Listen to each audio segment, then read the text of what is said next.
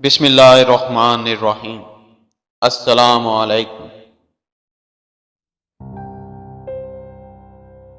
یہ کہانی ایک ایسی عورت کی ہے جس نے اپنے بچوں کی خاطر ہر طرح کے مسائل کا ڈٹ کر مقابلہ کیا اور زندگی کے کسی موڑ پر بھی صبر اور حوصلے کا دامن نہیں چھوڑا۔ یہ کہانی ہے ایک ایسی ماں کی محنت اور محبت کی جس نے یہ ثابت کر دیا کہ حالات چاہے جیسے بھی ہوں، عورت اس کا مقابلہ کسی مرد کے بغیر بھی کر سکتی ہے۔ آئیے یہ غم بھری کہانی اس عورت کی زبانی ہی سنیں۔ اور ابھی تک آپ نے ہمارا چینل سبسکرائب نہیں کیا تو ابھی ہمارا چینل سبسکرائب کریں اور ساتھ ہی لگے بیل کے بٹن کو بھی پریس کریں تاکہ آپ کو مستقبل میں ہماری اپلوڈ ہونے والی مزید ویڈیوز کا نوٹیفیکیشن ملتا رہے۔ میرا نام روشن آرا ہے۔ پتہ نہیں ماں باپ نے یہ نام کیوں رکھا، کیونکہ نام سے کو میں روشن آرا ہوں، لیکن حقیقت میں روشنی میرے پاس کبھی نہیں آئی۔ میری قسمت میں جتنے غم آئے کاش وہ کبھی کسی کو نہ ملے۔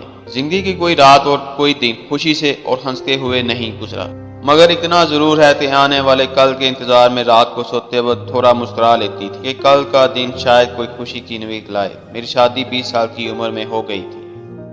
شادی کے چند سال تو بہت اچھے گزرے، شوہر بھی اچھے اور ہمیشہ مسکرانے والے تھے۔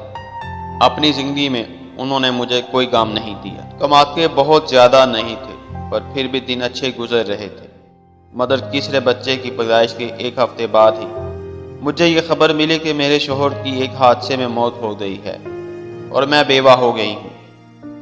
میری تو دنیا ہی اجڑ گئی تھی۔ کئی دنوں تک تو مجھے کوئی ہوش ہی نہیں تھا، مگر ایک مہینے کے بعد کچھ سنبھلی کو میری ساس اور میرے دیور نے کمرے میں آ کر کہا، دیکھو اب تمہارا شوہر تو چلا گیا ہے اور یہاں کمانے والا بھی تمہارا ایک دیور ہی ہے۔ سسر بھی چل پھر نہیں سکتے اور اب کوئی اور آسرا بھی نہیں جو تمہیں ہم اپنے ساتھ رکھ سکیں، لہٰذا بہتر یہ ہوگا کہ تم اپنے گھر چلی جاؤ اور چاہو تو اپنے بچوں کو بھی ساتھ لے جاؤ، اور اگر دوسری شادی کرنا چاہو اور رکاوٹ ہو تو بچوں کو ہمارے پاس بھیج دینا۔ مجھے یہ سن کر بہت حیرت ہوئی کہ اب یہ لوگ بھی میرا بوجھ نہیں اٹھا سکتے۔ تو میں نے ان سے کہا کہ ماں، اس گھر میں تو میرے شوہر کی یادیں ہیں اور ویسے بھی آپ پر بوجھ نہیں بنوں گی، کیونکہ میں سلائی کڑھائی کو جانتی ہوں، محنت کر کے اپنے اور اپنے بچوں کا پیٹ پال لوں گی۔ آپ صرف مجھے اس گھر میں رہنے دیں۔ رہا شادی کا سوال تو وہ میں اب نہیں کروں گی، یہ بچے ہی میرا سہارا ہیں اور کوئی دوسرا باپ انہیں پیار نہیں دے سکتا۔ مگر انہوں نے میری بات نہ مانی اور مجھے کہا کہ تم 3 دن کے اندر فیصلہ کر لو، کہا کہ ہم یہاں سے چلے جائیں، کیونکہ اب اس مکان کو بیچ کر تمہارا دیور کوئی چھوٹا موٹا کام شروع کرے گا۔ میں نے جب یہ سنا تو میرے دل غموں سے بھر آیا۔ کب میں نے کہا ٹھیک ہے، جب آپ مجھے رکھنا ہی نہیں چاہتے تو میں 3 دن رک کر کیا کروں گی۔ لہٰذا میں نے اگلے دن ہی گھر چھوڑ دیا اور اپنی ماں کے گھر آ گئی۔ میں ماں کے گھر کچھ ہی دن رہی تھی کہ بھابھیوں نے میرے بھائیوں کے کان بھرنے شروع کر دی۔ یہ روشن آرا کے بچے ہمارے بچوں کو مارتے ہیں، انہیں کھیلنے نہیں دیتے، حالانکہ میں اپنے بچوں کو اپنے کمرے میں ہی بند رکھتی تھی، نہ کو ان کو میرا کوئی بھائی کھیلنے کے لیے باہر لے جاتا، بس یہ بیچارے آپس میں ہی کھیل کر کمرے میں ہی سو جاتے تھے۔ آہستہ آہستہ میں نے اپنے کچھ زیور بیچ کر ایک سلائی مشین لی اور محلے سے سلائی کا کام منگوانا شروع کر دیا۔ اللہ کی رحمت سے میرا کام لوگوں کو پسند آ گیا۔ اب میں نے اپنے بچوں کو محلے کے اسکول میں داخل کرا دیا اور خود انہیں چھوڑنے بھی جاتی اور لینے بھی۔ پتہ نہیں یہ عورت ہی عورت کی دشمن کیوں ہوتی ہے۔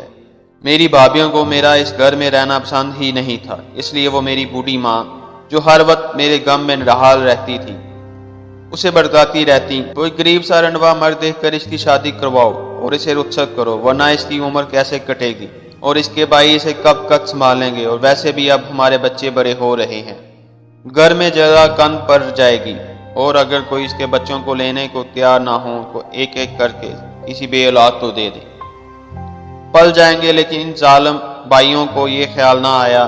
ان بچوں کی خاطر میں نے اپنا سسرال چھوڑا تھا اور شادی نہ کرنے کا ارادہ کر لیا، تو کیا میں ان بچوں کے بغیر رہ سکتی ہوں؟ کیا کوئی بھی ماں اپنے بچوں کے بغیر جی سکتی ہے؟ شاید ایسا تو کوئی جانور بھی نہ کر سکے۔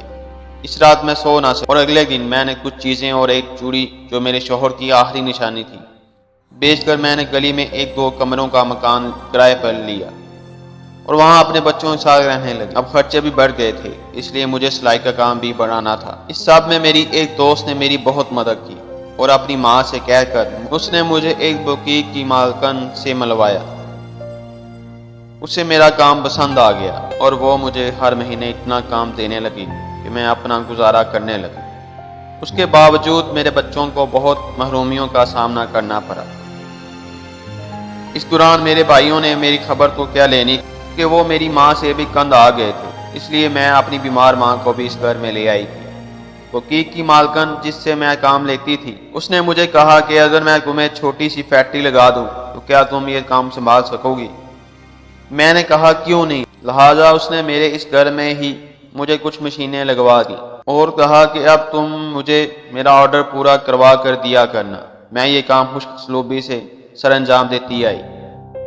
بفضل خدا آج میرا ایک بیٹا میڈیکل سائنس کا فائنل امتحان دے رہا ہے اور دوسرا بیٹا بینک میں ملازمت کرتا ہے اور بیٹی کی شادی ہونے والی ہے۔ میرے بیٹے کہتے ہیں کہ ماں اب یہ کام چھوڑ دو، لیکن میں یہ کام نہیں چھوڑ جب تک مجھ میں ہمت ہے، اس لیے کچھ رقم اور کفن خرید رکھا ہے۔ نہ جانے میری ماں کی طرح کب میں میرے بچوں پر بوجھ بن جاؤں۔ آج میری ماں زندہ نہیں ہے اور اب مجھے بھی مرنا ہے، لیکن خدا کا شکر ہے کہ میرے بچے نمازی ہیں اور میرا بہت احترام کرتے ہیں۔ بس میرا دوسری عورتوں کے لیے یہی پیغام ہے کہ وہ کبھی بھی کسی موڑ پر ہمت نہ ہاریں اور کوشش کرتے رہیں، کیونکہ ہمت کرنے والے کا ساتھ خدا ضرور دیتا ہے۔ ہم یہ امید کرتے ہیں کہ آپ کو ہماری آج کی یہ ویڈیو ضرور پسند آئی ہوگی۔ اگر آپ کو ہماری آج کی یہ ویڈیو پسند آئی ہے تو سب سے پہلے اس کو لائک کریں، اپنی رائے کا اظہار کمنٹ سیکشن میں لازمی کریں۔